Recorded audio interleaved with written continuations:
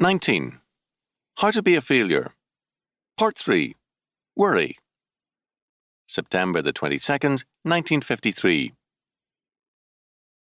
Good morning, friends.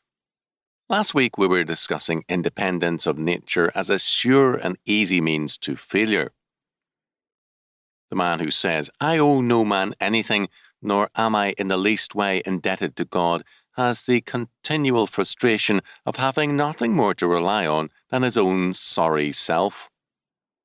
The independent man who rules over his own life apart from God has nothing more at his command than his own feeble and frail power. But if Christ rules over us, we have at our disposal all the protection, power, and unfailing success of God Almighty. This morning, I'd like to discuss another easy step to failure and frustration. There is no easier road to trouble and defeat than worry. As someone has aptly stated it, why pray when you can worry? After all, prayer might solve your problem, but if you nurse your worries carefully, they're bound to increase and multiply. Go at it conscientiously and carefully, and you'll be sure to lose some sleep over your troubles. Worry some more, and your digestion will be affected, and you might even develop ulcers. Keep it up, and all your friends will know that you really are worried, and they'll feel sorry for you from a safe distance. The man who worries is bound to fail sooner or later because he has a bigger problem locked up in his head than anything life can bring him. Some years ago, a man living on the edge of town felt very miserable about the neighbour's rooster, which had a habit of crowing towards sunup every morning. He had a beautiful home, an excellent income, a young and beautiful wife, a circle of famous friends, in fact, everything to live for, but he worried himself sick over that crowing rooster until he became a burden to his friends, a pain to his wife, and above all, a torture to himself. When he protested bitterly to his poor neighbour about the rooster, the man answered that it couldn't be too bad after all because the cock only crowed 3 times, and then toward morning and close to the man's rising time anyway. But the rich man protested bitterly that although the crowing wasn't too bad, the waiting was what ruined him. "If you only knew," he declared, "what I suffer waiting for that cock to crow." That's what worrying is like. It involves a bigger problem in itself than anything life is likely to bring you. It wasn't the crowing cock that caused the trouble. It was the sick mind of the rich man who heard it. Worry comes wherever there is a lack of trust in God, and it means frustration and inner failure.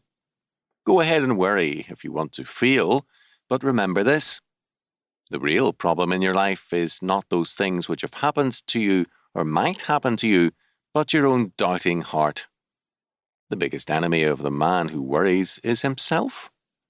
No enemy can rob him of more sleep, poison more of his food, spoil more of his days, and cheat him of more happiness and success than worry, and it comes from his own mind.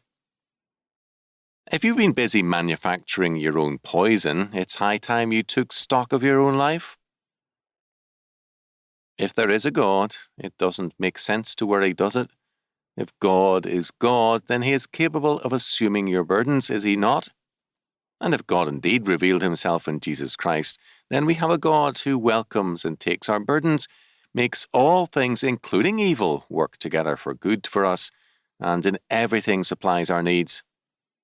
Is there any sense in worrying when you have a God like Jesus Christ? Go ahead and worry if you want frustration and failure, but if you want the blessed peace and assurance of God, stop trusting in your own little self and trust in God instead. Any man who trusts in himself has grounds for worrying, but the man who trusts in the Lord has grounds for serene confidence. Our God is able, and with him nothing is impossible. When we by faith become members of Jesus Christ, then we are made partakers of God's unshakable success. We know that he will lead us safely through the deep waters of trouble and affliction into the safety of his arms. In this confidence, we invite you to a life free from worry to a life in Christ. Casting all your care upon him, for he careth for you. 1 Peter 5:7. The eternal God is our refuge, and underneath are the everlasting arms. Deuteronomy 33:27.